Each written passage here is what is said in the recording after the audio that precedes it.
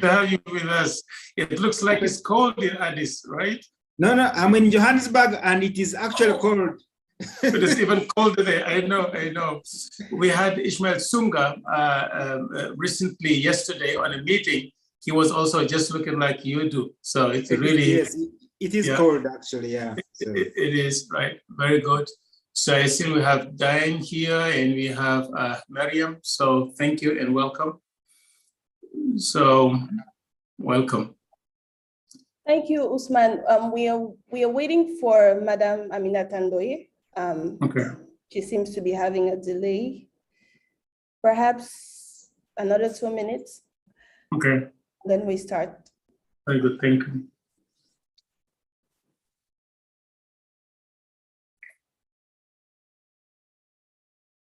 Geta, how's Kigali? Yes, Kigali is good. Now it's after Chogam. The roads are become a little bit better. Right. Very good. Betty, are you joining us from DC? Yes, here in DC. It's nice to be able to join you electronically at least. Thank you. It's great. Yeah, I'm heading back there next week, so I haven't been there for 2 months. City has been around the world and traveling. So I should be back next week. So I look forward to it. I hope that the weather is nice now. Yeah, I was just going to say, yeah, it's getting warmer. Yes, it is warmer. I hope it's not too warm by the time you get back, but you know, it is DC. It gets warm in the summer. It really does. Yeah, warm and humid. That's true. Right, like, is Aminata with us? No, not yet. Okay, let's give it a minute. Anybody catch the contact? Maybe who could call her?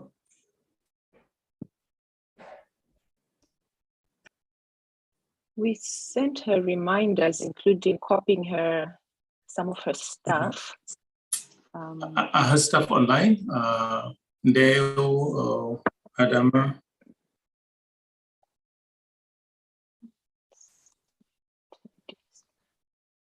Bonjour, Kathy.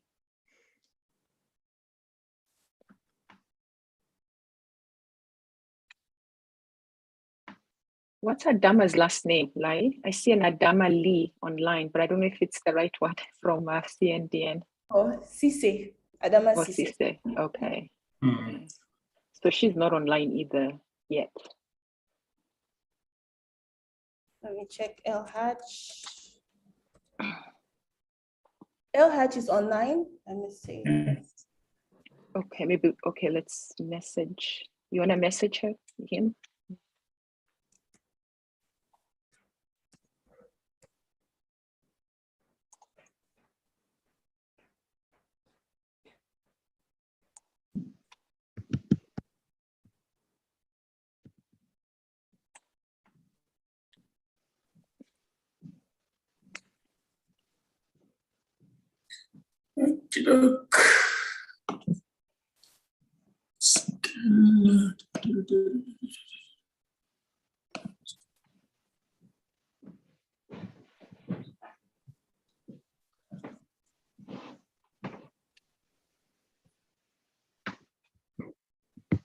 And Madam Doi is giving closing remarks, so perhaps we could also start.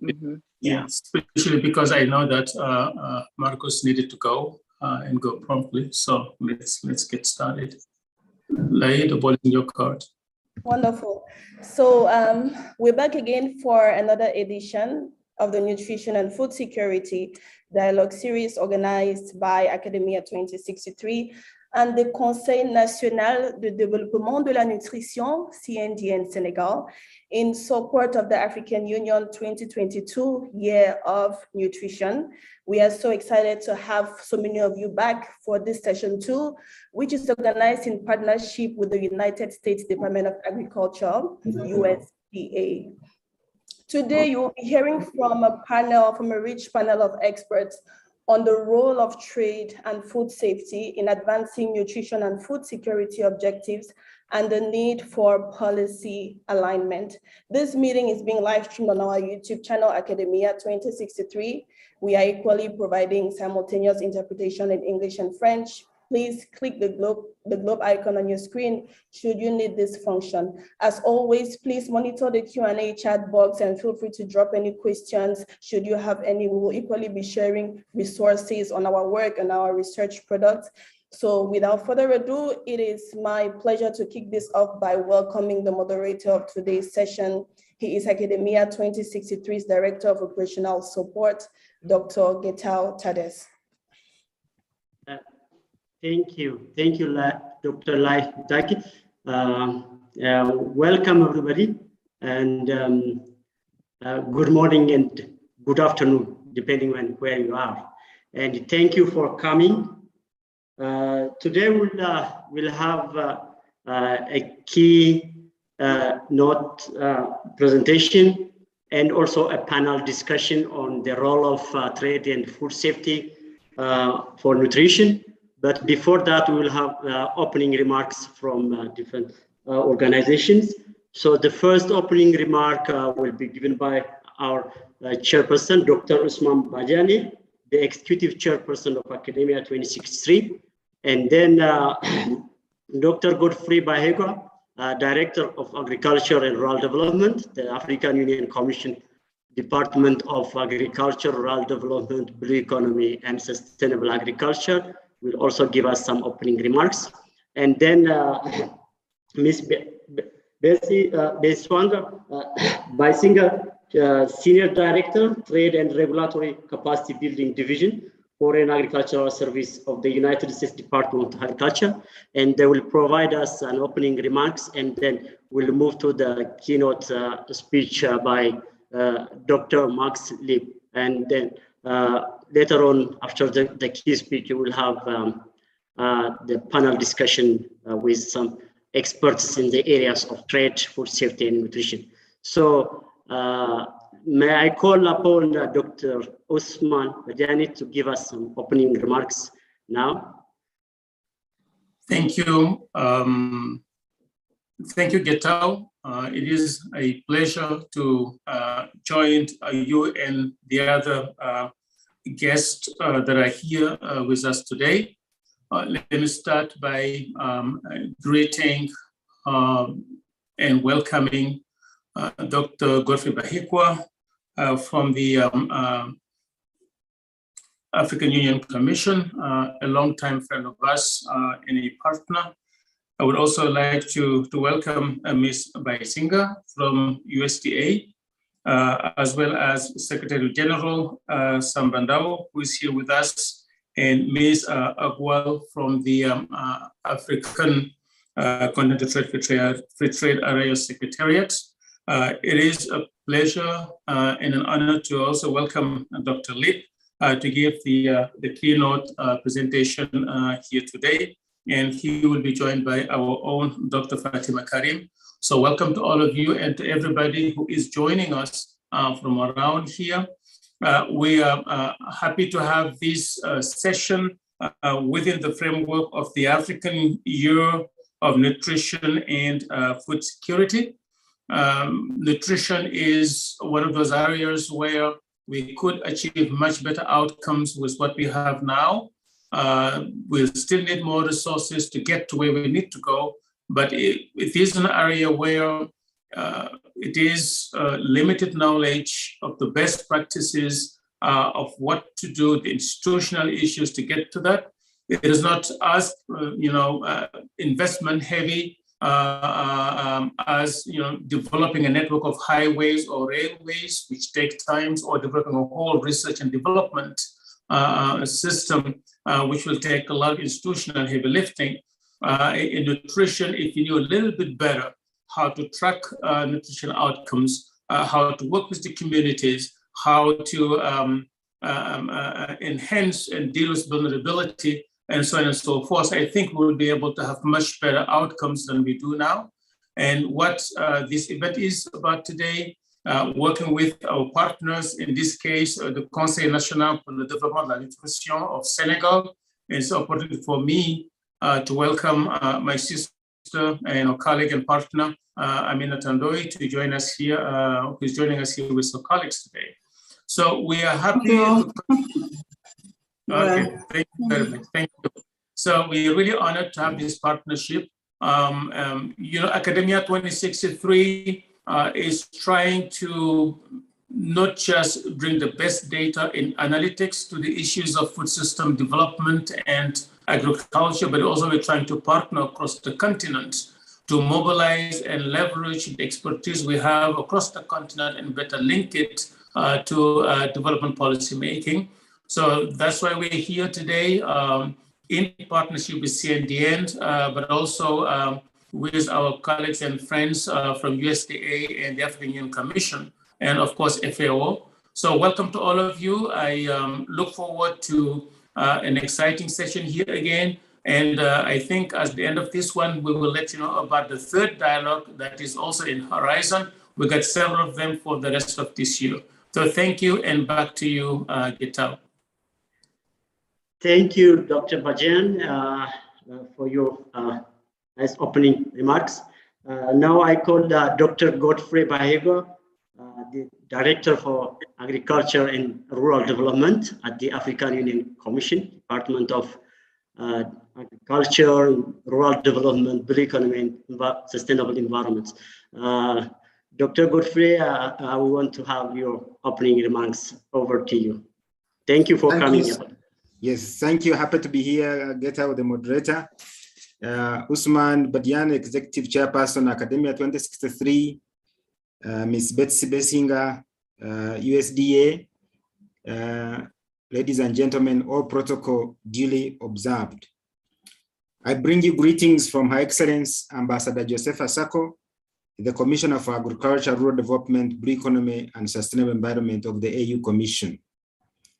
I wish to start my remarks by thanking Academia 2063 and the Senegalese National Council for Nutrition Development for organizing this series of continental level dialogues on nutrition and food security. The African Union Commission appreciates and applauds these dialogues because they help to amplify the call of our heads of state and government that they made in February this year when they adopted the AU theme for 2022 on building resilience for nutrition and food security. Such dialogues help to raise awareness and offer potential solutions to the challenges of food insecurity and malnutrition on the continent. In recent times, as you are aware, the continent is suffering from effects of different shocks. Currently, the Russia-Ukraine conflict, as we are trying to overcome the effects of COVID-19, on top of climate change and other shocks that we have experienced in the last 4 years. Africa as a whole is not on track to meet the target of ending hunger by 2025.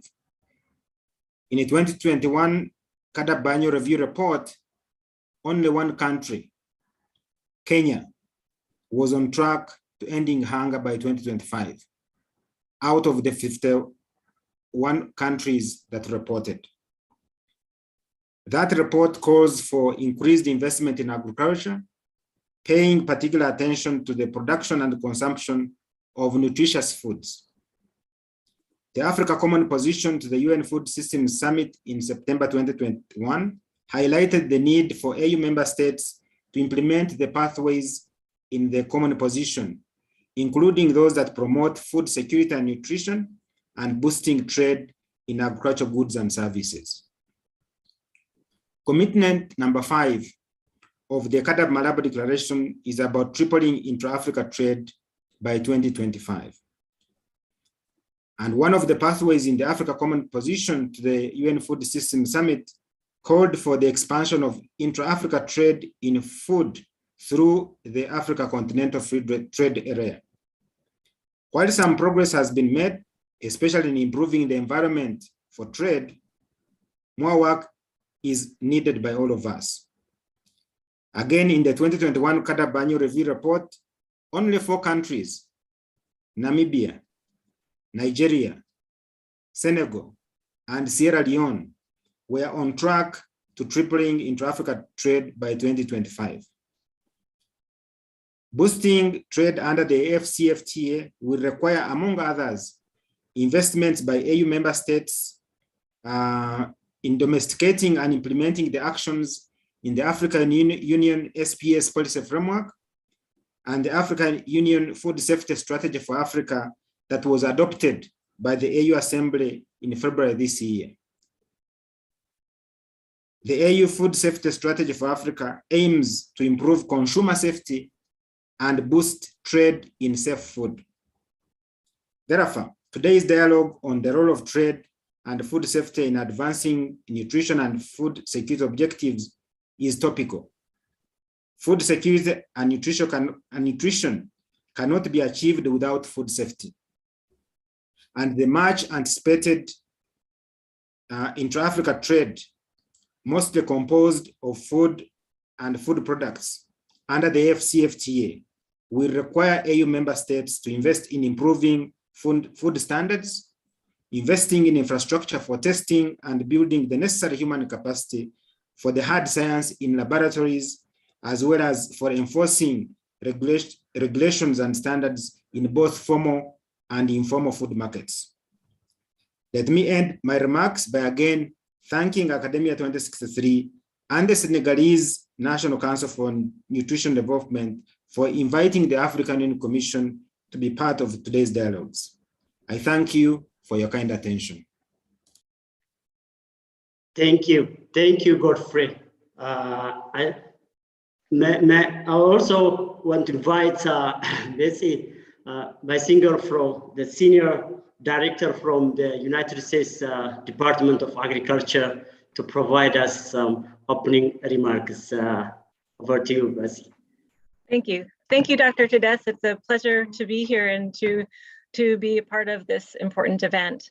I also want to thank Dr. Badian and academia and all of the hard work at Academia 2063, as well as the work of the Senegalese National Council for Nutrition Development for organizing the event.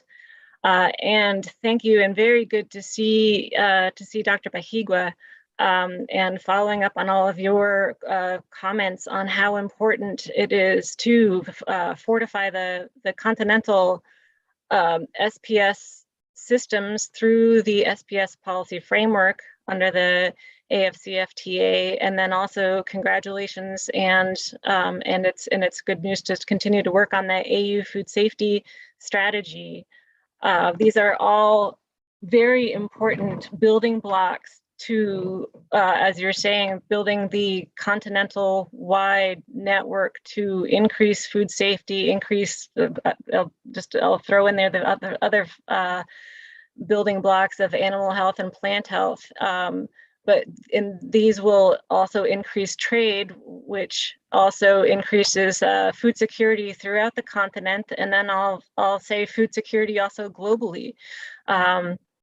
I'll be remiss to if I didn't say I'm passing on congratulations and support from our secretary, Tom Vilsack. He is dealing with the issues of global food security on a daily basis and sees how important it is to work in partnership. And Africa is as a continent, is a very important part of the solution to increasing global food security, and through the efforts like these today. And as others have mentioned, this is fundamental to the other challenges that are facing us around the world. The climate challenges, the food security challenges are inextricably linked with food safety.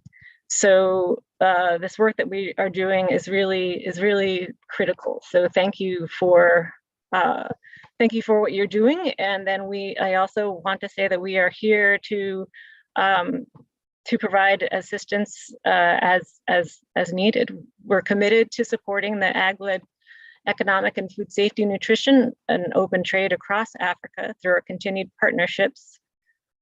We also partner with USAID in our efforts with Academia 2063. And we and we support the AU in the continued development of your SPS policy framework. Differences in food safety regulations and standards among importing and exporting countries can impede international agriculture trade. Sanitary and phytosanitary systems are necessary and an integral part of any agricultural development strategy. Supporting food safety compliance with internationally accepted and risk-based standards creates an enabling environment for the production of safe and nutritious food, and is one way to help create a viable SPS system and pave the way for better market access. And I'll comment that the market access is important on a regional basis, on a continental basis, and on a global basis, which is why USDA is particularly interested. And I'll just also note that we, both the United States and the African Union, joined the School Meals Coalition during the Food Systems Summit last year, and this is the coalition is a priority for the U.S. commitment and I think that this aligns with the goals under the AU's Year of Nutrition and our own international school feeding program. So we're interested in continuing these collaborations. Thank you. And thank you again to everyone, and back to you, Dr. Tedes. Thank you, Ms. Basinga. Thank you for your opening remarks. And this is wonderful. And then we will move to the keynote presentation by Dr. Marcus Lieb. He's a Senior Food Safety Officer, Food Systems and Food Safety Division of the FAO from Rome. Thank you, Dr. Marx, for accepting our invitation. We are happy to have you here, and we look forward to listen your keynote presentation and on these very important topics about the role of trade and food safety for nutrition outcomes. And the link between trade, food safety, and nutrition is not yet very clear for experts and also for policymakers. And hopefully you'll give us some eye-opening remarks and on these issues so that we can align some policy, and also we'll continue on our discussion during the panel discussion times with your inputs. So I invite you to present the keynote presentations. Dr. Mark. Thank you so very much, Dr. Tadasi, for this very kind introduction. It is my honor and my privilege and pleasure to be here and speak to you all. It is a great event. My thanks, of course, to Academia 2063 and the organizers from Senegal and elsewhere for this event. The participant numbers are very impressive, and I think the topic is very important in these days and ages. So I'll attempt to share my screen. Believe it works. Let me know if it doesn't. Yes, it is. Yeah, it's coming. Okay, thank you so very much. So yeah, the opening remarks made already reference to some of the topics I will be touching on, of course, and I'm very grateful for all the opening speakers. To maybe take the summary up front right now, food safety is absolutely critical to ensure nutrition, good nutrition, because only when food is safe can we as human beings, can our bodies actually absorb and utilize nutritional benefits of food. Everybody who had foodborne illness does understand that foodborne illnesses do not help in retaining nutrients. And if that is a more chronic or recurring event, it just gets worse. And food safety is critical for trade because only safe food can be traded. People would not, and trade partners will not knowingly and willingly purchase unsafe food because it is not what is needed from food. So if it's not safe, it's not food. But going a little bit into more detail, how does food safety connect to food security? There are, of course, the four dimensions of food security. It's availability and good food safety policies reduce food loss and waste. On good food safety management systems do that and reduce the impact on the food supply. through the appropriate regulations to ensure that more safe food will become available. Access to food is of course important, and here again, safe food will generate income. Farmers and operators through the marketing and of safe and sales of safe and high quality products, and reducing expenses due to treatment of foodborne illness, and only safe food can be traded. Utilization, we've briefly touched about that already. Only safe food can be utilized in terms of nutrient uptake by the body, or can sufficiently be utilized. And safe food will improve nutritional status as it reduces stunting and wasting and underweight, or at least contributes to the reduction of that. Safe food will also, good food safety policies at least, will also ensure continuity of food supplies by avoiding food safety emergencies that would be always disruptive to national food markets, and thus threaten food security. So to make it a little bit more tangible, WHO has published in, I believe it was 2015 already, and WHO, the World Health Organization, and they are currently updating these estimates. It will take another year or two to finalize that work. But in 2015, they published numbers of the global disease burden for unsafe food, or global burden of disease related to food safety. It is estimated that 600 million people fall sick every year as a result of one foodborne illness or another. And as one, well, I guess it's not surprising to you, most of that burden falls heavily on the poor and the young.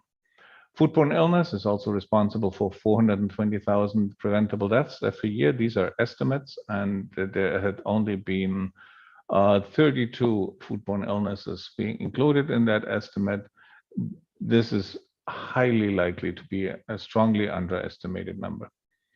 But 420,000 preventable deaths every year, 34% of those are affecting children under the age of 5.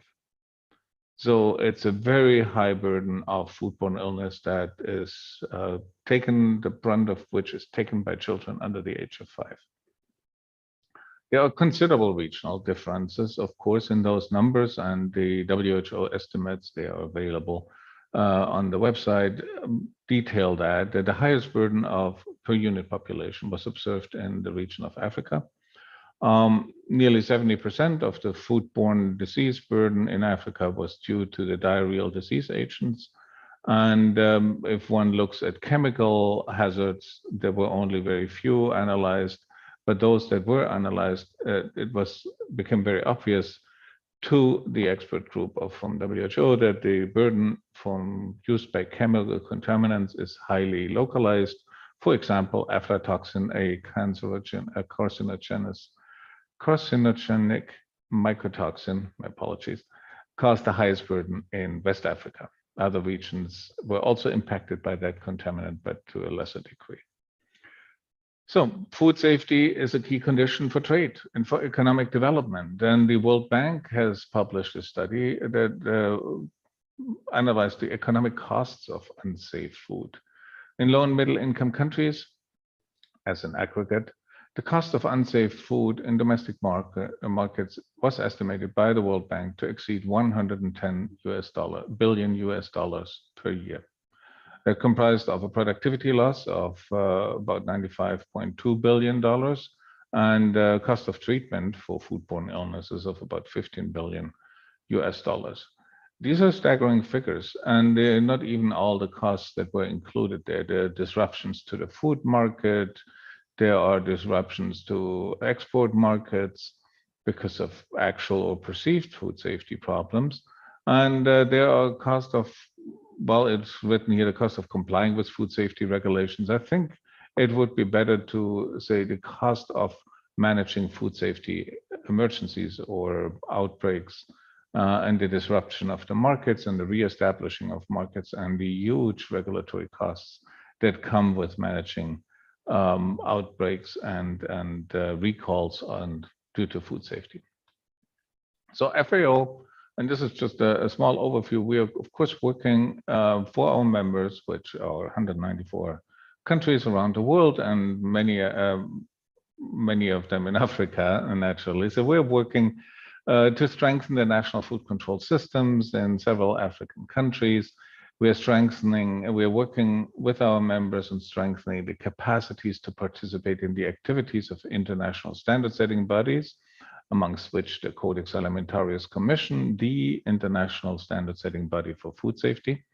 We are working on the guideline for harmonization of food safety controls, the African Union SPS policy framework, the implementation of trade facilitation through standards and trade development facility, STDF. There are projects in Mali and Senegal, but not only. And then we have a fairly large program with COMESA or in COMESA countries. That's a trust fund funded program from FAO. All are geared towards enhancing capabilities and capacities at a national level for increasing food safety. So maybe at this point, I thought it would be helpful to step back a moment and look at the food security and nutrition status of food security and nutrition around the world. And so the global hunger increased, of course, driven in part through the COVID-19 pandemic, which increased the number of people that are facing hungers. They increased the number of people that lack access to adequate food in 2020, wiping out quite a few of the gains that were made before that. The healthy diet has been out of reach for even more people. It's currently estimated to be out of reach financially in most cases, but at times also just lack of access to healthy choices for around 3 billion people.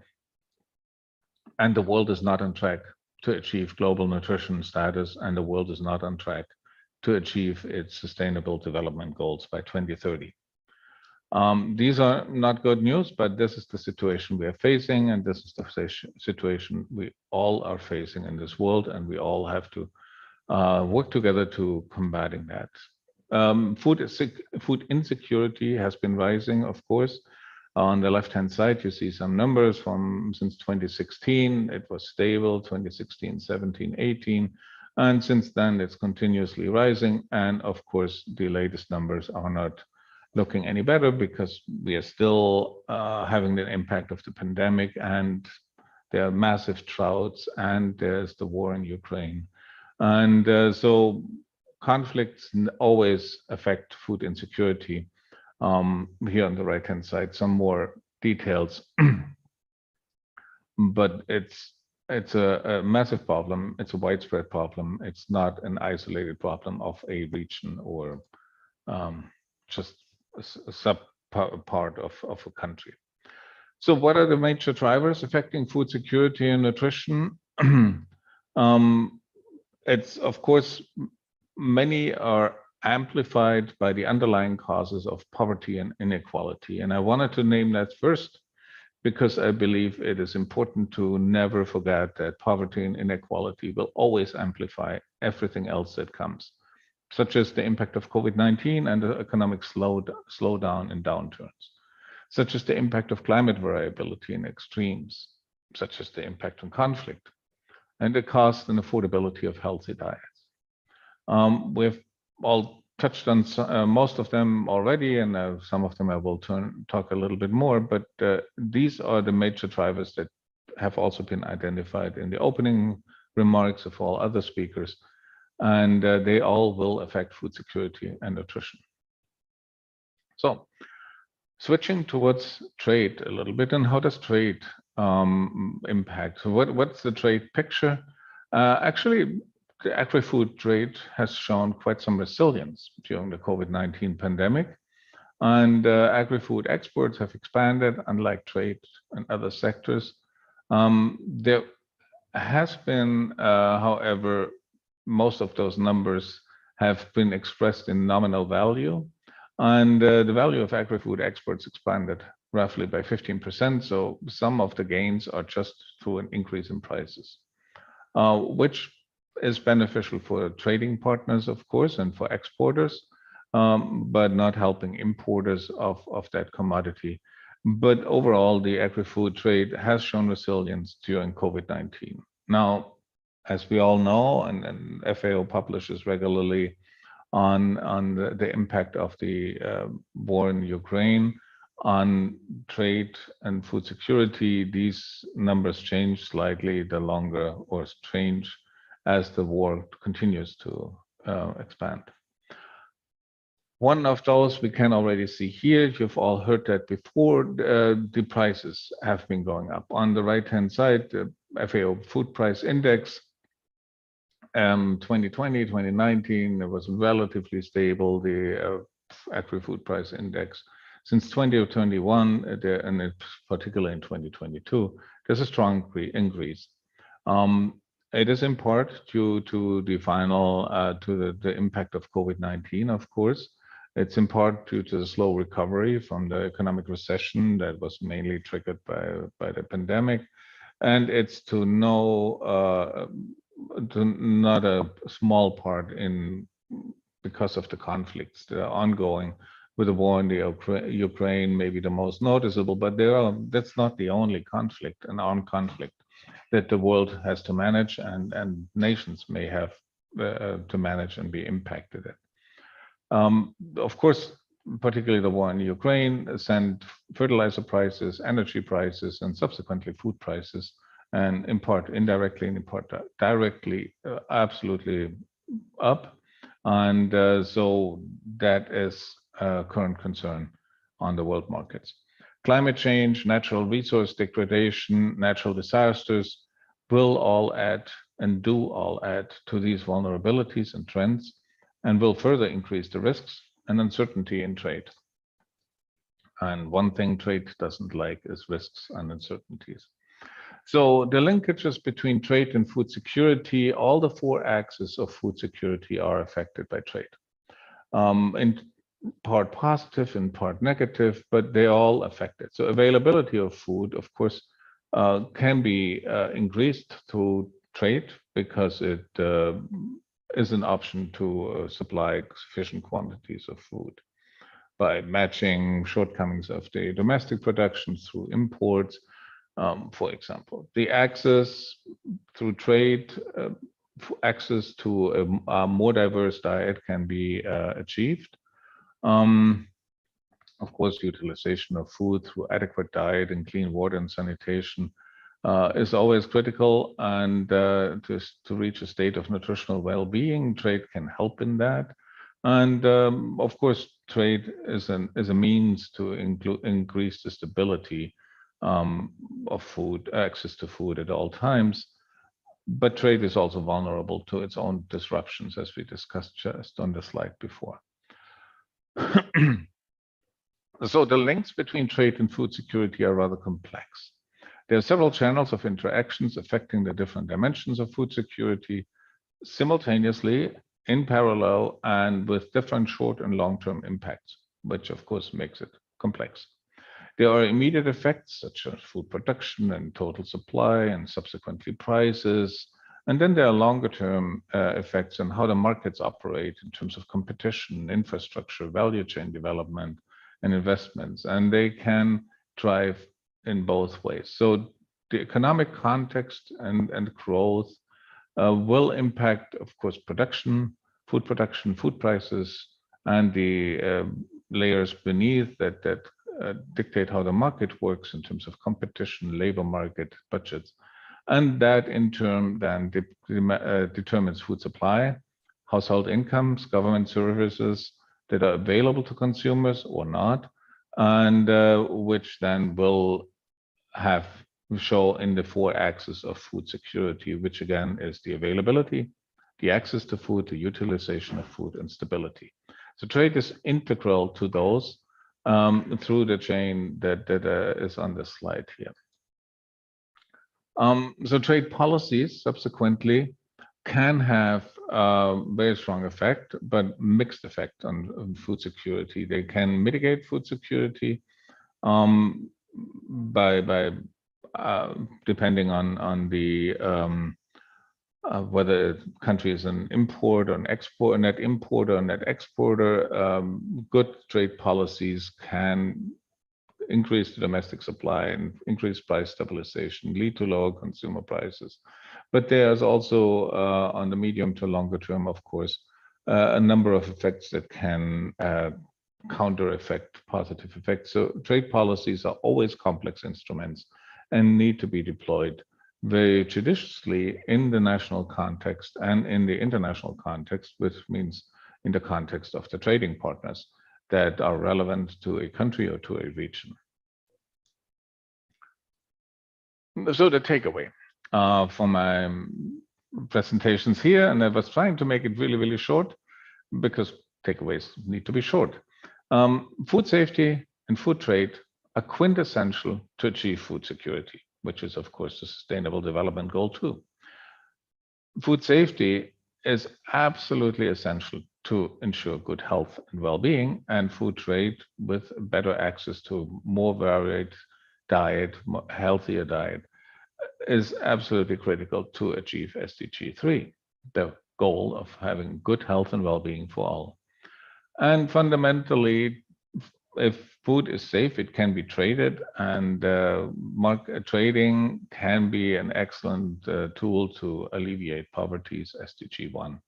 Now, the combination of those SDG 1, 2, and 3 will, of course, spill over into other SDG goals, as, for example, health and education can only be achieved if children are actually healthy and not suffering from foodborne illnesses all the time, and on it goes.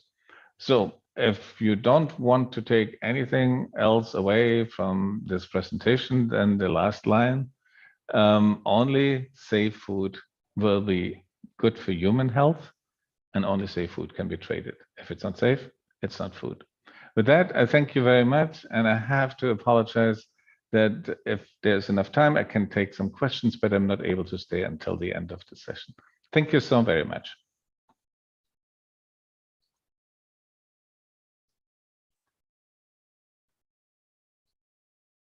I think you're still on mute, Dr. Tadasi.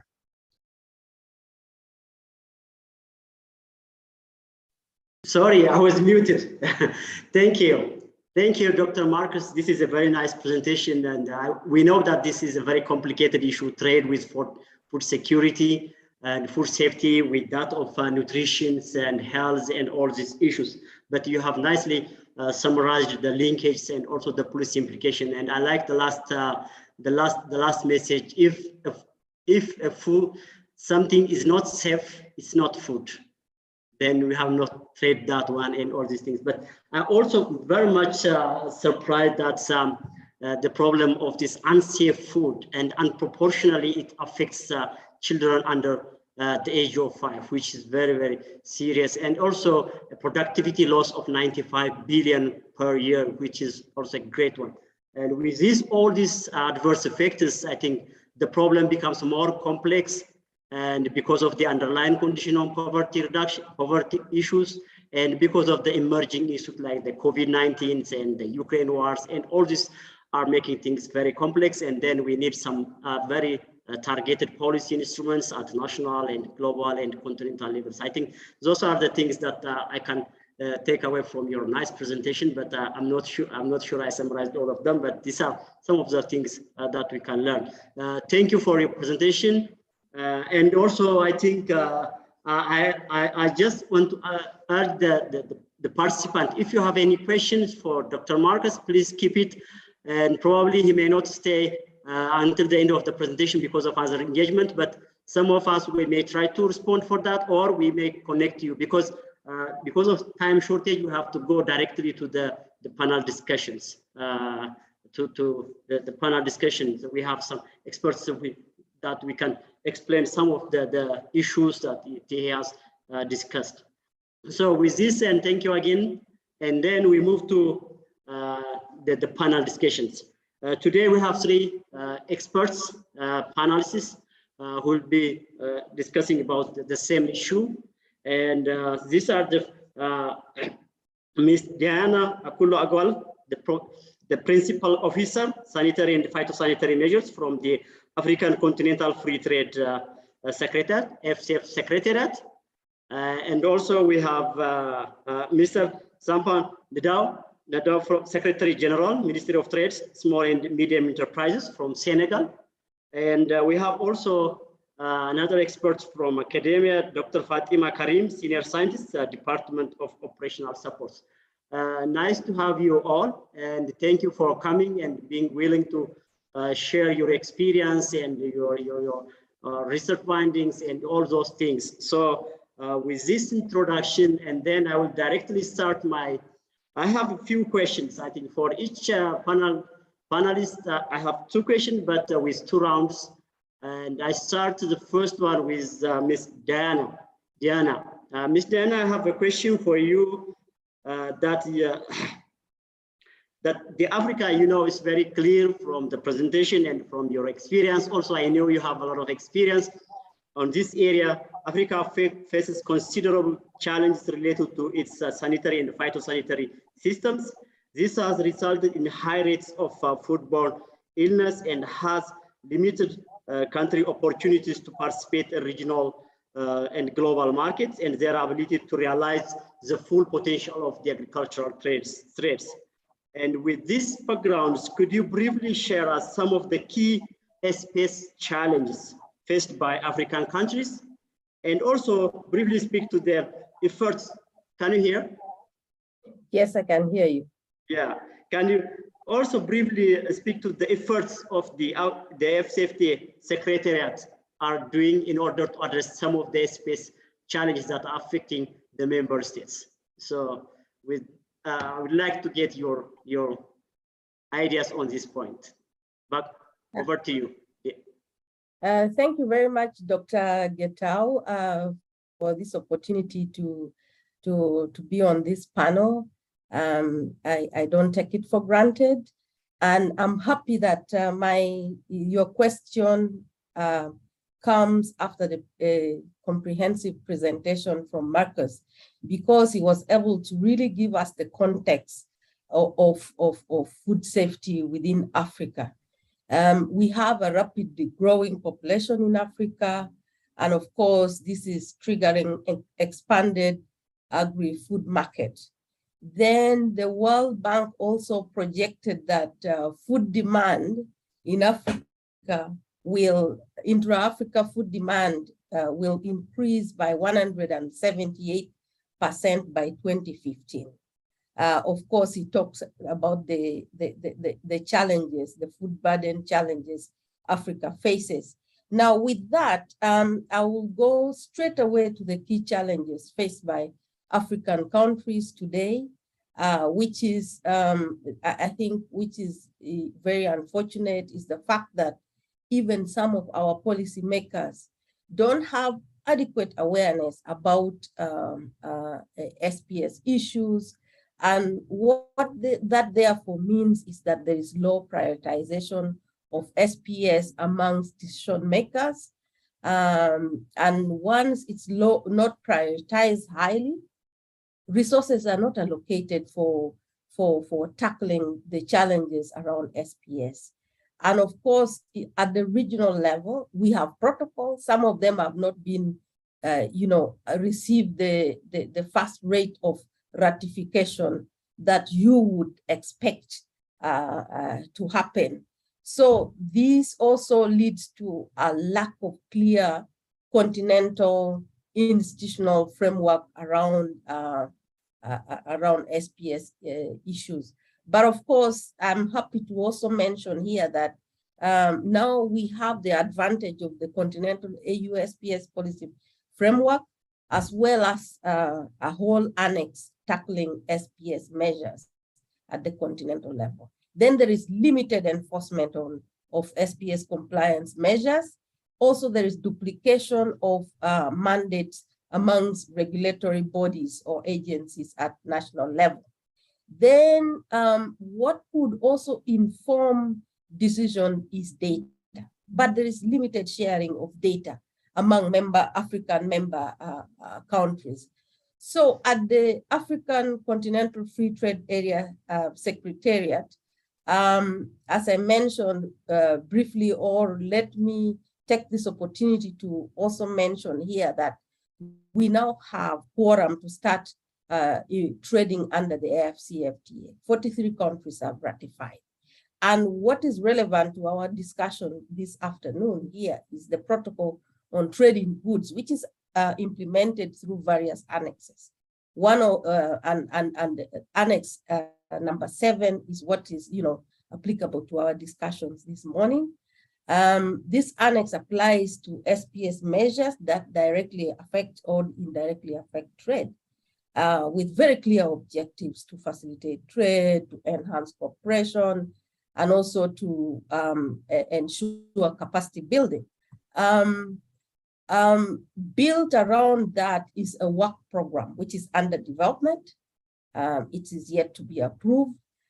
And we also have a private sector engagement strategy. Maybe let me start from the private sector engagement strategy. It identifies 4 initial priority areas, one of which is agro-processing. Why we are talking about agro-processing is that we are exporting a lot of our jobs by importing food into Africa. So efforts around agro-processing will need a clear framework, a clear effort around SPS measures, so that whatever is traded, food that is traded, is safe, because we have been talking about the burden of food safety in Africa.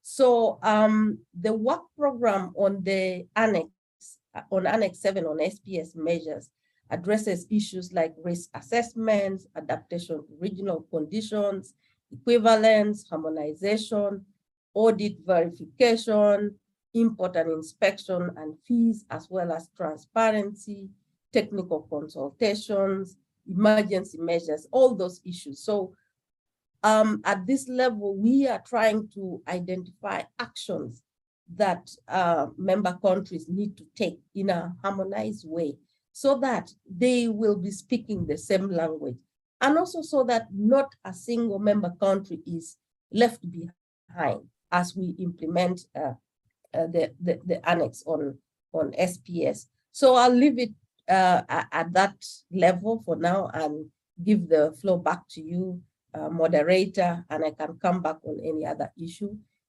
if necessary or as the discussion progresses. Thank you. Thank you. Thank you. Thank you, Diana.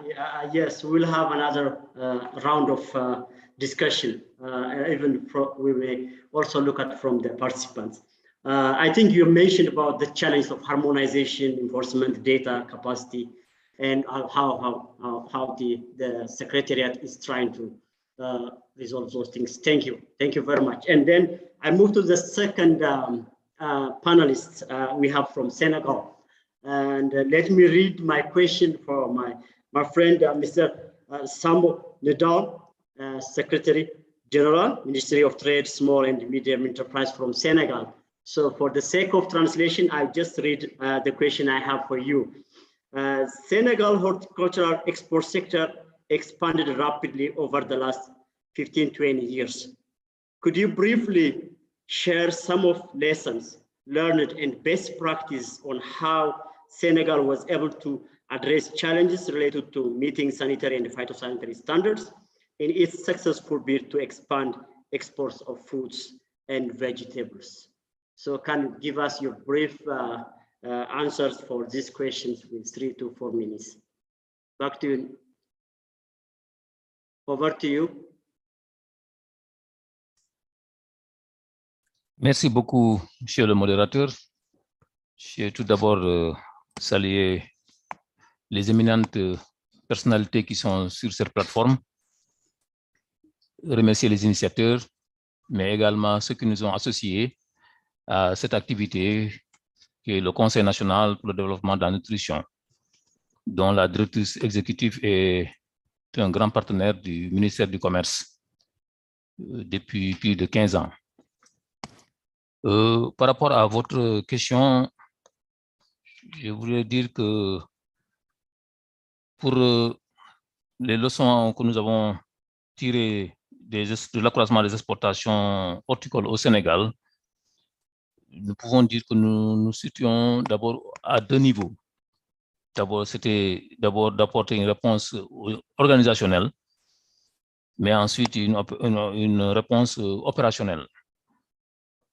Comme vous le savez, compte tenu des exigences des partenaires commerciaux du Sénégal en matière de mesures sanitaires et phytosanitaires, il a fallu réorganiser les acteurs qui sont les petites et moyennes entreprises, mais également il fallait avoir une visibilité pour les encadrer.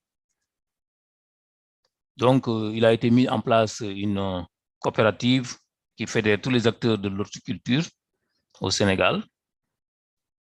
Et également aussi, on a rendu obligatoire leur enregistrement sur une base de données qui est dirigée par la direction de la production végétale.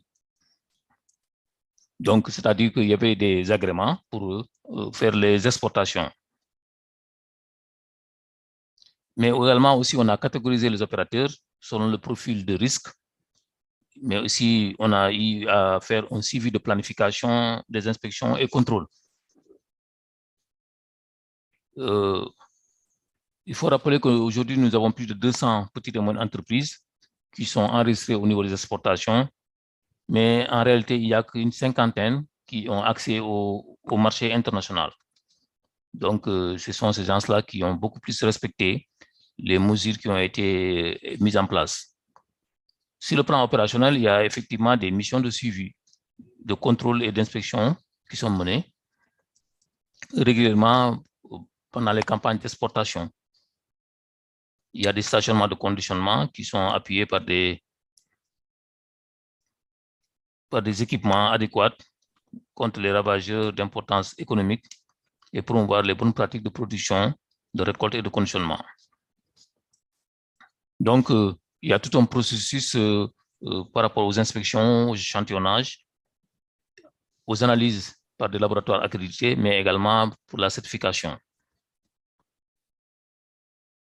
Mais également, le personnel technique a été bien capacité et il y a un système de veille, d'alerte qui est soutenu pour permettre à chaque niveau que les inspecteurs responsables des entreprises sur l'évolution de la réglementation phytosanitaire puissent avoir les retours.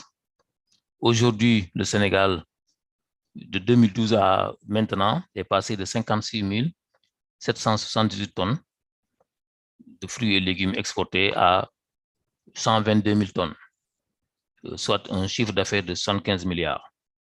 Donc, c'est ça vraiment ce que nous avons mis en place et qui aujourd'hui est en train d'être élargi sur d'autres produits qui ont aussi vocation à aller sur le marché international. C'est-à-dire c'est l'application des mesures sanitaires et phytosanitaires par la prise en compte de réglementation, de règlements qui rendent obligatoire l'application des normes qui ont été élaborées, soit au niveau national par les organismes dédiés que sont l'Association sénégalaise de normalisation, ou bien par l'application des normes internationales, qui sont les normes ISO. Donc, c'est ce que je voulais apporter comme réponse à votre première question, en attendant d'autres développements. Je vous remercie.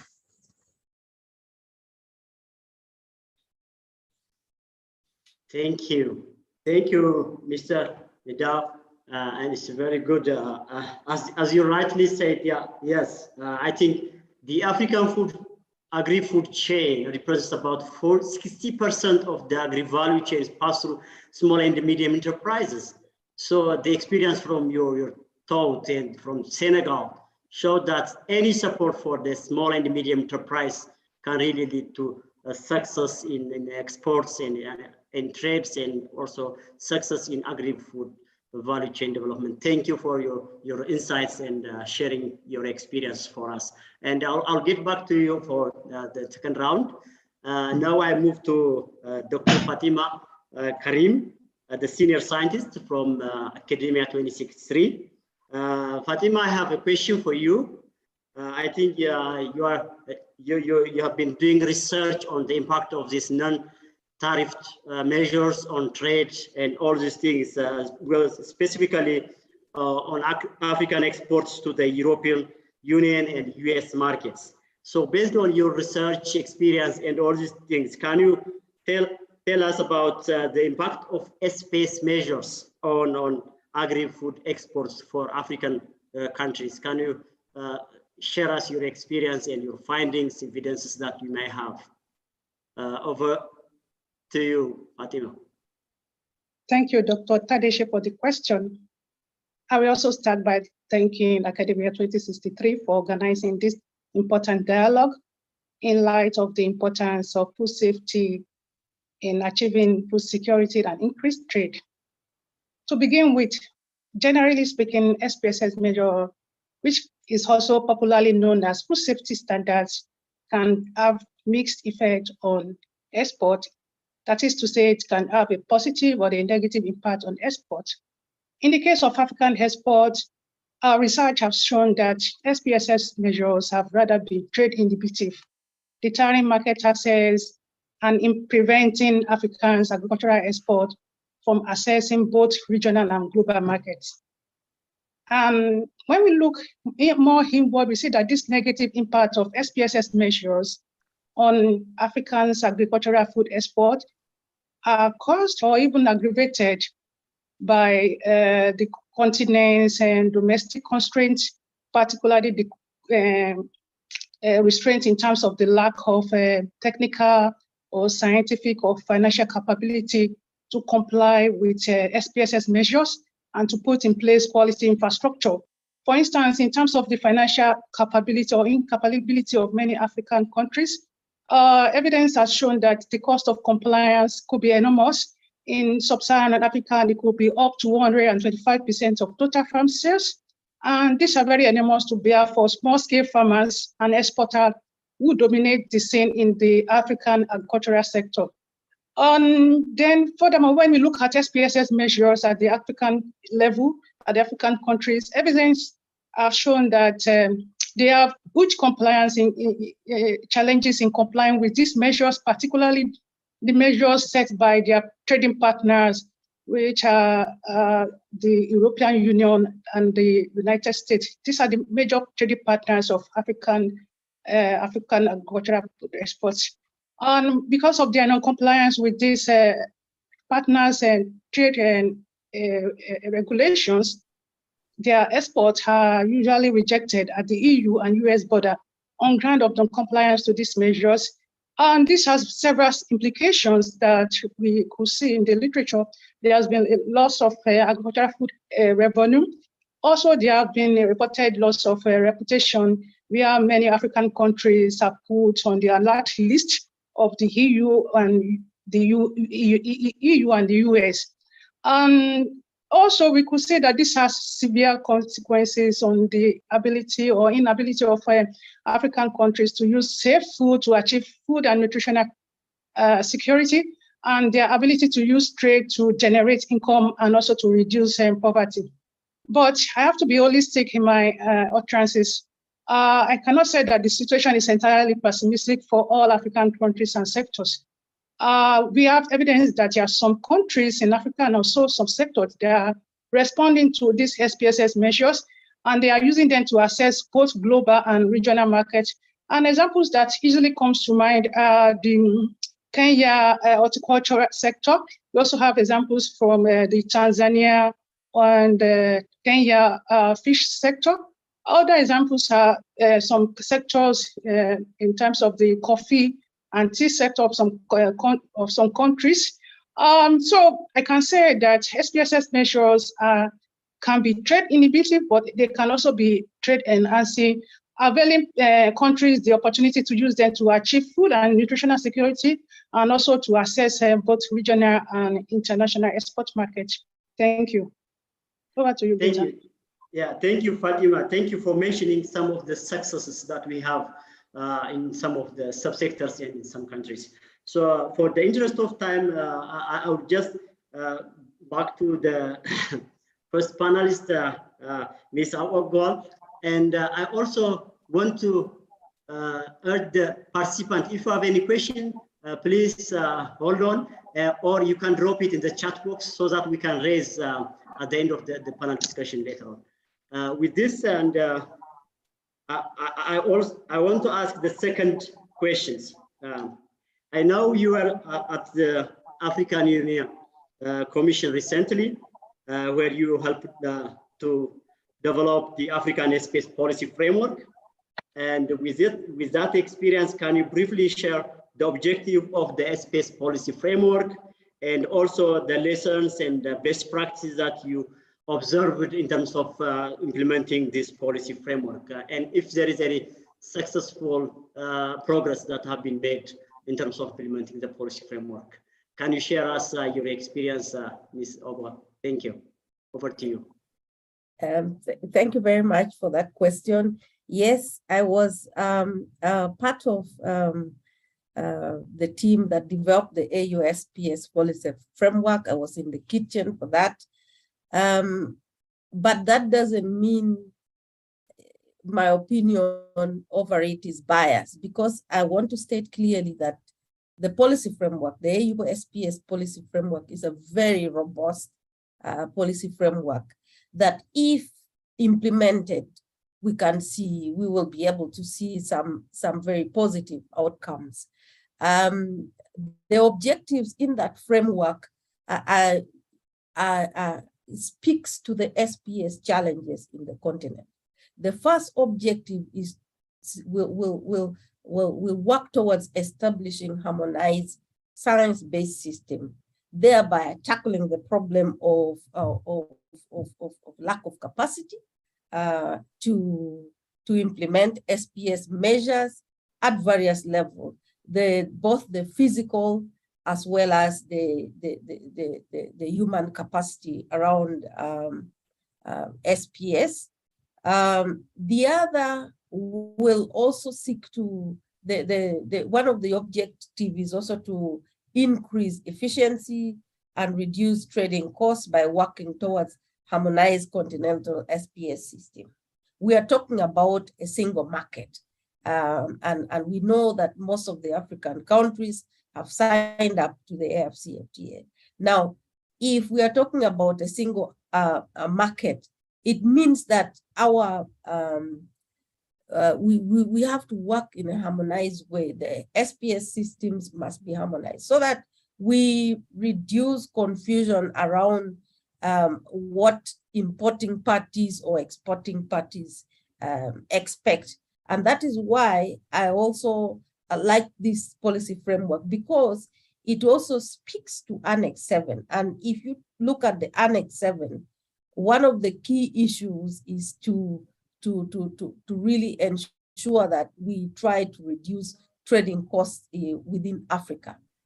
And then I talked about capacity a little bit while talking about establishing harmonized science-based system.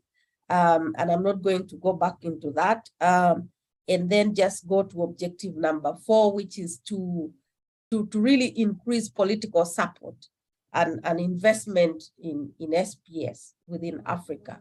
Yeah, we need resources, we need laboratories, so that whatever objectives we talk about can be achieved. Because if we don't have the laboratories to test that what we are selling on the market, we're not going to be able to trade effectively. Because even in the keynote, you listen to it that if you don't have food that is safe, you cannot access market. And therefore, that brings me to my last point, which is some of the lessons in the implementation of SPS work around the continent. I think from the AFCFTA Secretariat perspective of creating a single market, the best practice for the SPS policy framework can be hinged on, aligning with existing frameworks, because the policy framework was not developed in isolation. And when you align with existing framework, you contribute to the, a global agenda.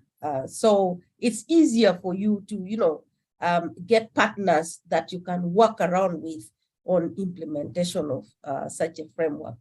And then I think it's also important to work with stakeholders. One of the key lessons that clearly come up from my perspective is that implementation happens at different levels. Some of us are sitting at policy institutions, whereas action happens at country level. So for example, at national level, you need to work with competent authorities and other relevant institutions that contribute to the work of competent authorities. Then you have bodies like the veterinary services, plant protection services, food authorities, and even testing and laboratories and inspection services. At the continental level, of course, we have the AU specialized technical agencies. You have AU IBA looking at animal resources, as well as the Inter-Africa Phytosanitary Council taking care of plant health. Then we also have ARSO, Africa Organization for Standardization. One of the key problems, as mentioned by the previous speaker, is that our commodities tend not to access. They are rejected because they don't meet the necessary standards. So ARSO is leading the way, is leading the continent in terms of ensuring that we have robust standards, we harmonize our standards. And of course, the last lesson is that we cannot work alone. SPS measures must be based on science. Of course, we have the international standard setting bodies that we can always rely on, and other relevant international organizations to strengthen that aspect of having science-based system. Thank you, moderator. I'll leave it here and we'll be able to address questions that might arise. Over to you. Thank you. Thank you. Very comprehensive and well thought answers. I completely agree that the SPS policy framework is very robust and well thought. With this, and then I move to the second panelist, Mr. Nedal.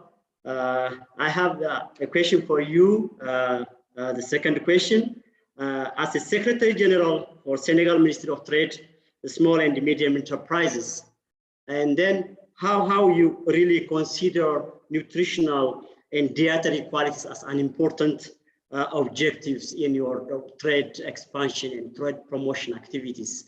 And also, I want to know your opinions on how you coordinate activities, nutrition activities, interministerial coordinations between Ministry of Health and the Ministry of Agriculture and all these things, because we know that nutrition is a cross-cutting issue, and then it has to be coordinated across ministries. So what's the experience in terms of coordinating? Because trade has a lot of things to do with nutrition. So I want your opinions on these issues.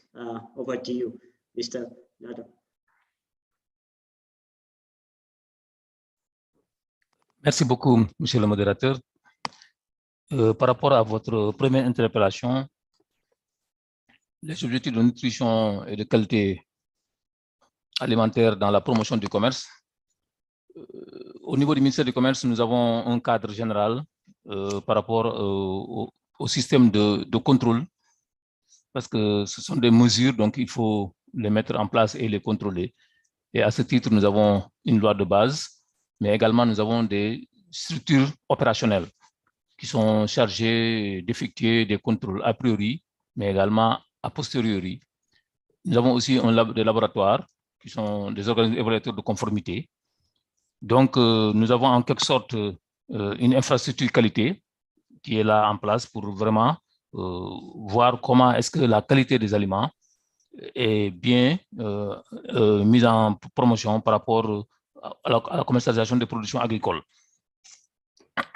Et il y a aussi, dans le cadre de la mise en place de la réglementation, nous devons toujours veiller à ce que les effets néfastes ou bien bénéfiques à la santé des consommateurs soient pris en compte dans les règlements que nous mettons en place. C'est le cas, par exemple, de la limitation de l'apport en sel dans les aliments. Nous avons eu à mettre en place un règlement sur cela, mais également dans la fortification des aliments, avec des micronutriments comme l'iode dans le sel, la vitamine A dans l'huile raffinée, mais également le fer et l'acide folique dans les farines boulangères. Donc, tous ces éléments-là, nos agents et nos services de contrôle veillent à ce que les règlements soient appliqués dans ce sens-là. Parce que c'est ce qui fait aussi gage de bonne qualité, c'est-à-dire le contrôle effectué. Mais également, nous avons un autre souci, c'est le souci de la disponibilité du produit. Parce qu'aujourd'hui, nous avons remarqué que tous les grands projets pour l'alimentation ou bien la sécurité alimentaire vont beaucoup plus sur la production des aliments. Mais il y a aussi un autre aspect qu'on doit prendre en compte, qui est l'aspect commercialisation de ces productions-là. Nous voyons souvent, et la présentation de la FAO l'a montré, nous avons beaucoup de pertes post-récolte parce que nous n'avons pas d'infrastructure de qualité pour la conservation des produits. Nous n'avons pas d'infrastructure de qualité pour le stockage et la transformation de cette production-là. Aujourd'hui, quand on vous dit qu'au Sénégal, nous avons des millions de tonnes de production, mais à la fin, ça ne peut couvrir que 2 ou 3 mois, ça pose quand même problème. Donc, c'est pourquoi au niveau du ministère du Commerce, nous réfléchissons beaucoup et nous avons mis en place des structures, mais aussi des processus pour quand même pouvoir conserver davantage les stocks et pouvoir les mettre à la disposition quand c'est nécessaire au niveau des populations, mais aussi des unités de transformation qui sont les petites et moyennes entreprises. Nous avons aussi mis en place un organe chargé du système de récépissé d'entrepôt, parce que le producteur, aujourd'hui, son bien financier, c'est son stock, c'est sa production. Donc, comment faire de telle sorte qu'il puisse la faire conserver, c'est très important. Donc, nous avons aussi mis en place un marché d'intérêt national qui est là pour aussi pouvoir recueillir les productions qui viennent des zones de production, les mettre en transformation, en bon conditionnement pour que les grandes surfaces, les structures de commercialisation, de distribution puissent les prendre en charge. Donc, c'est ça par rapport à votre première question. Maintenant, par rapport à la coordination des actions, c'est vrai qu'au niveau du Sénégal, nous avons beaucoup de structures d'inspection et de contrôle. Mais le dernier maillon de contrôle, c'est le contrôle effectué par le ministère du Commerce qui donne l'autorisation de mise sur le marché du produit. Mais avant cela, le ministère du Commerce s'appuie sur l'expertise des services de l'élevage, sur l'expertise des services des pêches, sur l'expertise des services agricoles pour pouvoir avoir des informations nécessaires pour savoir si le produit doit aller dans le marché. Et nous avons, au niveau de la nutrition, le Conseil national de développement de la nutrition, qui était d'abord une cellule de lutte contre la malnutrition et qui a aujourd'hui beaucoup plus évolué et qui est au niveau, je peux dire, stratégique, parce que le Conseil est logé avant, quand il y avait la primature, au niveau du Premier ministre, mais aujourd'hui, il est au niveau du secrétaire général du gouvernement, donc qui est une structure faîtière qui regroupe tous les autres ministères. Nous avons aussi, en plus de ce Conseil national, nous avons le Comité national pour le Codex Alimentaris, qui joue aussi un rôle important au niveau des normes, mais aussi de la répartition des tâches au niveau de chaque structure de contrôle. Nous avons aussi évidemment le COSFAM, qui est au niveau du ministère de l'Industrie, qui aide à l'implémentation de la fortification au niveau des industries. Donc tout ça, ce sont des actions de coordination qui sont là. Et par rapport au Conseil national de développement de la nutrition, ce que nous avons davantage, c'est un plan stratégique qui a été élaboré et mis en place par toutes les structures qui composent la nutrition. Comme vous l'avez dit, la nutrition est un domaine transversal. Donc, tous les services qui ont un apport à la nutrition ont apporté leur participation pour la confection de ce plan stratégique qui est mis en place et qui est aujourd'hui mis en œuvre avec le secrétaire exécutif. Mais dans chaque ministère, nous faisons notre travail pour le renforcement de la nutrition. Et au ministère du Commerce, nous avons les aspects de la réglementation, mais également du contrôle de l'application de la réglementation. Donc, c'est ça que j'avais à dire par rapport à vos deux questions, tout en vous remerciant davantage encore. Merci. Thank you.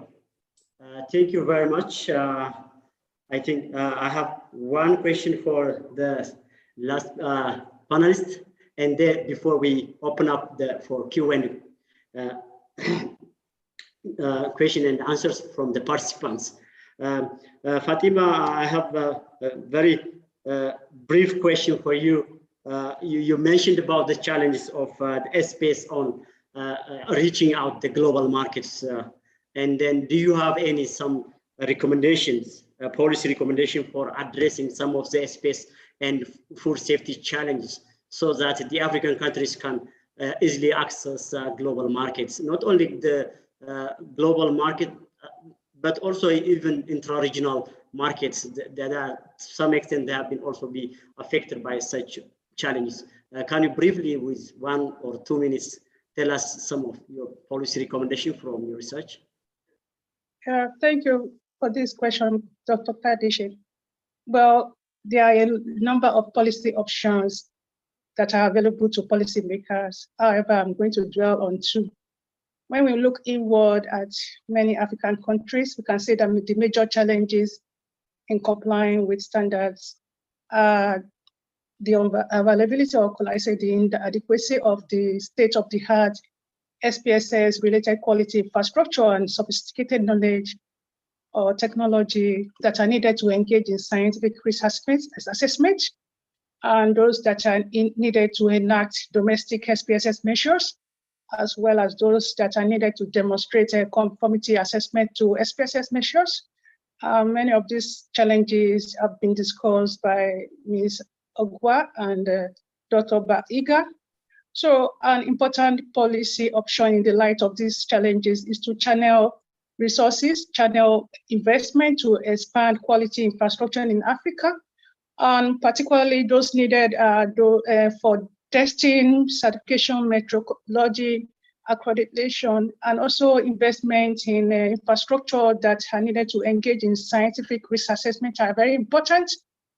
I have to say that most of this infrastructure are very costly and are out of the scope of many African exporters and farmers, most often operate on a small scale level in African countries. And so to accelerate the Malabo Declaration targets by 2025, particularly those that dwell on having poverty, ending hunger, and boosting intra-African trade, countries must adopt or support and invest in SPSS infrastructure. There is no two doubt about that. And this calls for public-private investment and partnership in state-of-the-art SPSS-related infrastructure. Another policy option is to engage in targeted institutional support and capacity building intervention. I know that the AU has been doing some intervention or capacity building, and what easily comes to mind is the Pan-Africa aflatoxin control initiative. However, I have to say that aflatoxin is not the only standard or the only problem or SPSS problem of Africa. There are other SPSS measures that have to be catered to alongside aflatoxin. And so other initiatives will also be put in place for other important food safety concerns. So when we look at the AUC SPSS policy framework, it has provision for providing institutional support and capacity building. These are important components of it in order to achieve the Annex 7 of the AFCTA. But I noted that these capacity building are not channeled to the grassroots. And so an important policy implication is to channel the capacity building to the grassroots level. In particular, of particular importance, I have to say, is that there should be the targeting of farmers and food operators, handlers, producers and exporters. They are more involved in agricultural activities, and they are the ones that need to demonstrate compliance with SPSS measures.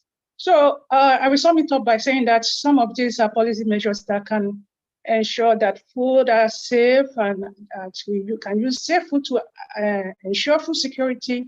Also use safe food to assess both local and regional markets. Over to you, Dr. Tadeshe. Yeah.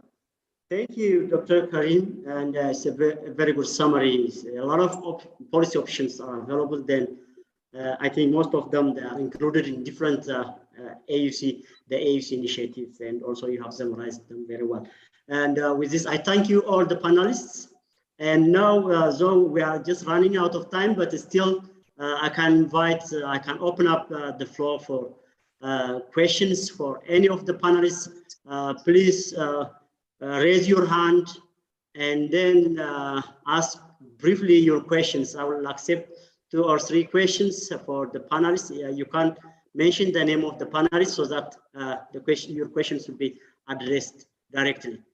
So now the floor is open for questions from the participant. I can see there are some questions in the chat box.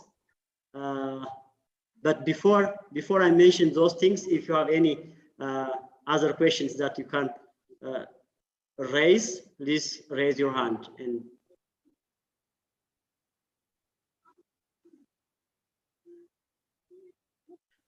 if not, we can start, for the sake of time, we can start from the questions that have been posted in the chat box.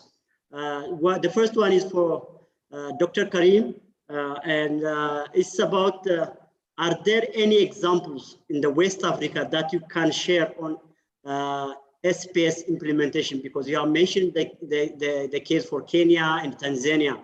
So is there any examples from West Africa? Yeah, from West Africa, there are some success stories too. We have the banana export sector of Cote d'Ivoire, and we also have the export sector of some West African countries. They are also using stringent export food safety standards to access global market, and majorly this is because they have access to institutional capacity building and training, and they are being led to the market using these standards to access global markets, particularly the EU and US markets.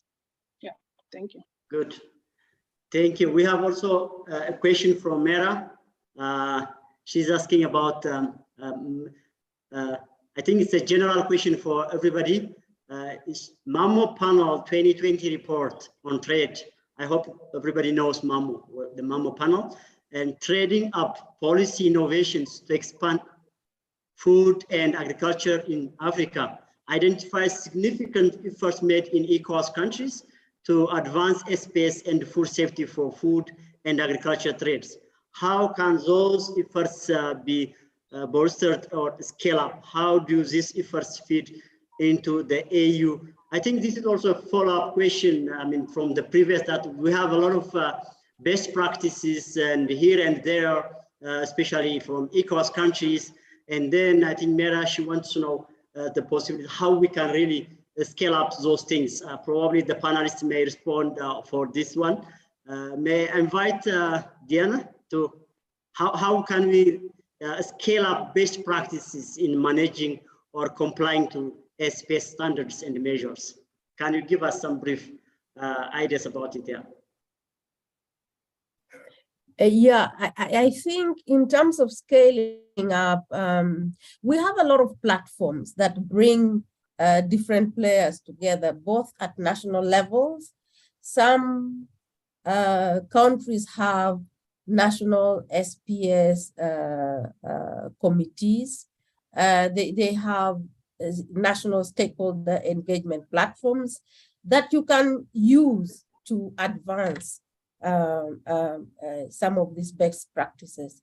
And also at regional levels, the regional economic community level, they also have various activities that bring the different stakeholders together. And perhaps I can tie this up with the question that was asked about the example from West Africa. For example, ECOWAS has been working with different producers on the problem of the fruit fly, I believe aflatoxin as well. So you have platforms or regional events, annual events that get organized at various levels. And then at the continental level, we also try as much as possible to have sessions in big platforms that speak to sharing best practices on SPS. And I must also state here that we have also now included working on an index on SPS that speaks to the three sisters, the SPS three sisters. So the conversation is expanding every now and then. So SPS is now becoming part of the Comprehensive African Agricultural Development Program Biennial Review Report. I think you can't get it as better as that when you have the issue being addressed in such big platforms. So I'll leave it there. Thank you. Thank you. Thank you. I think, may I invite Sisi, if I miss some questions from the chat box, can you briefly present them? We are running out of time, actually.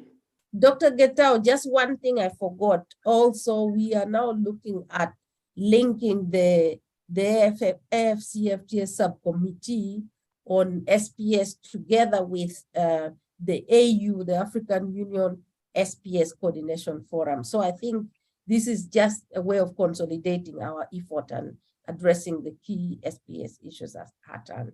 Thank you. Thank you. Thank you. That's a very important point. Sisi, is there anything that I missed from the chat box? Thank you, Gitao. There was just one question asked, I think, by Mira Shah in the Q&A, and I believe Diane already answered it. But the question was, what role can digital solutions like ePhyto play in advancing food safety on the continent? What are the limitations of digital technologies in SPS systems? Okay. So I don't know if Diana wants to briefly answer it, but yeah.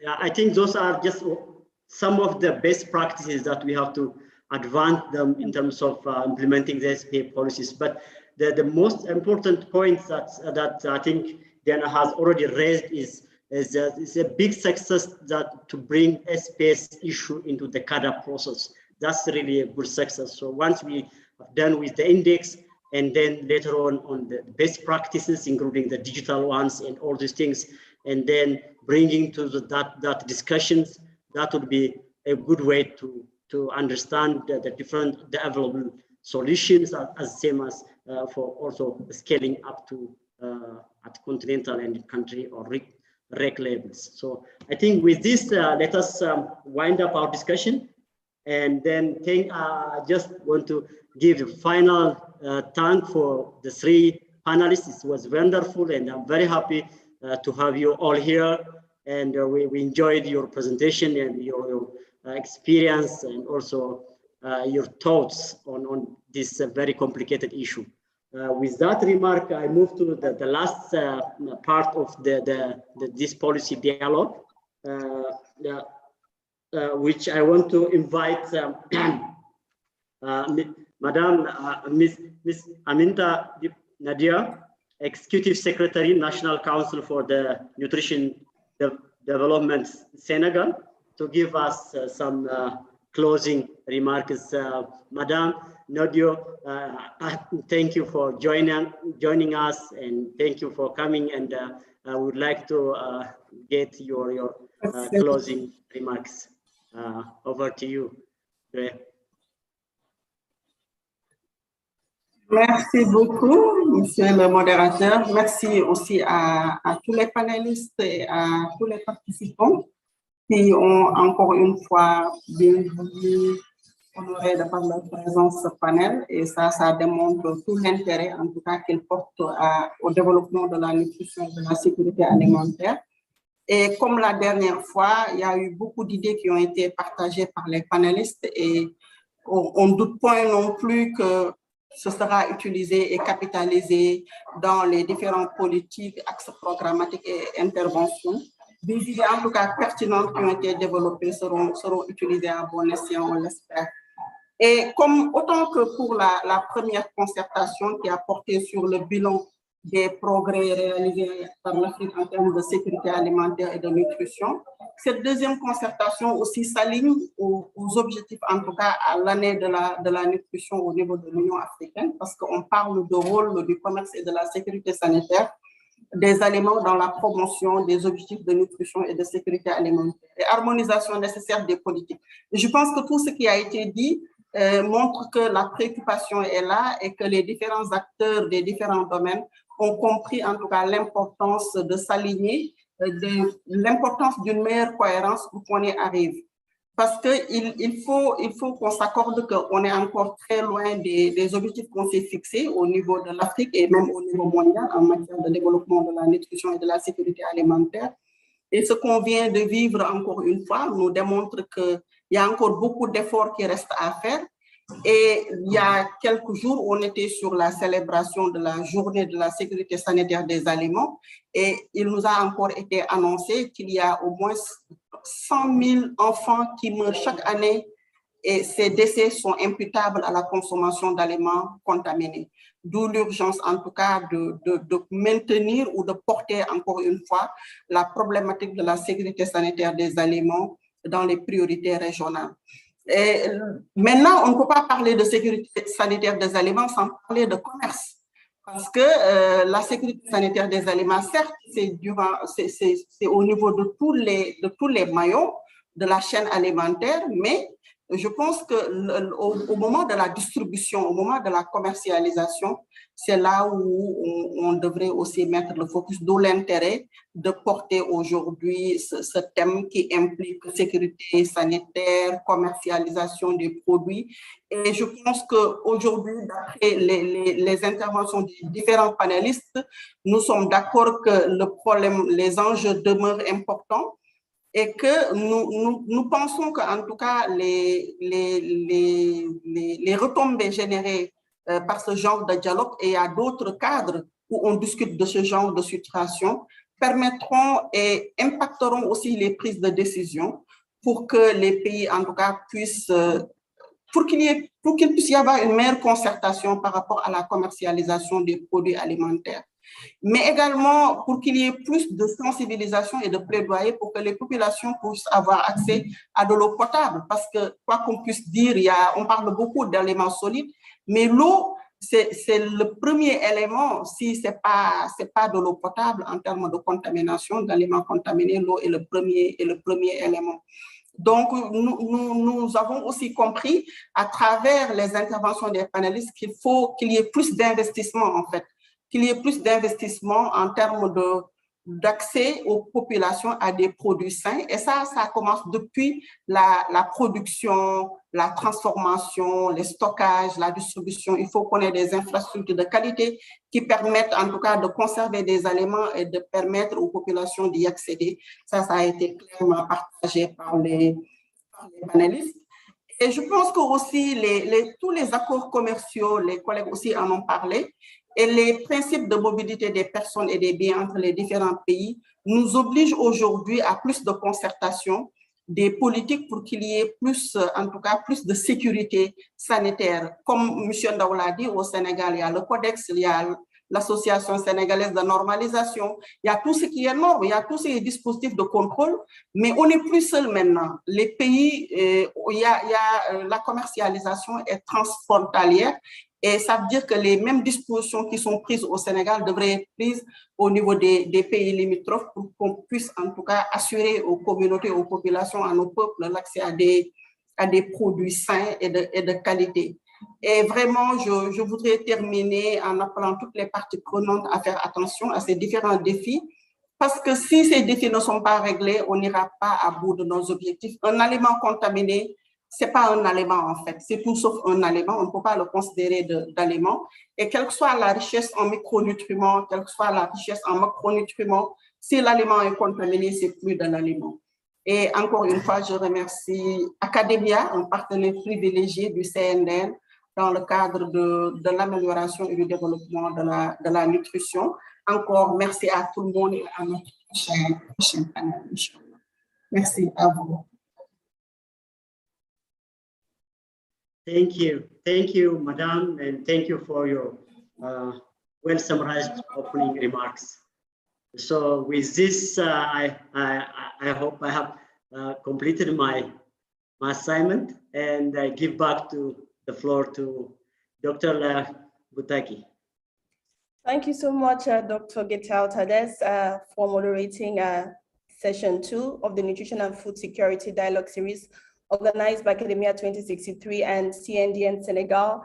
We are so honored that you accepted to join us today. So thank you, a special thank you to each and every one of our speakers, all our panelists. Thank you for honoring our invitation. Thank you to everyone who is in attendance today. Thank you for coming back. We cannot let you go without inviting you to stay tuned for the post-dialogue brief, which we will be sharing in a couple of days. Please equally stay tuned for Dialogue 3, which will focus on food systems related opportunities and challenges to advancing nutrition in Africa. Please remember to click on the link to sign up to subscribe to our newsletter. Follow us on social media at Academia 2063. And remember, if it's not safe, it's not food. See you next time. Bye.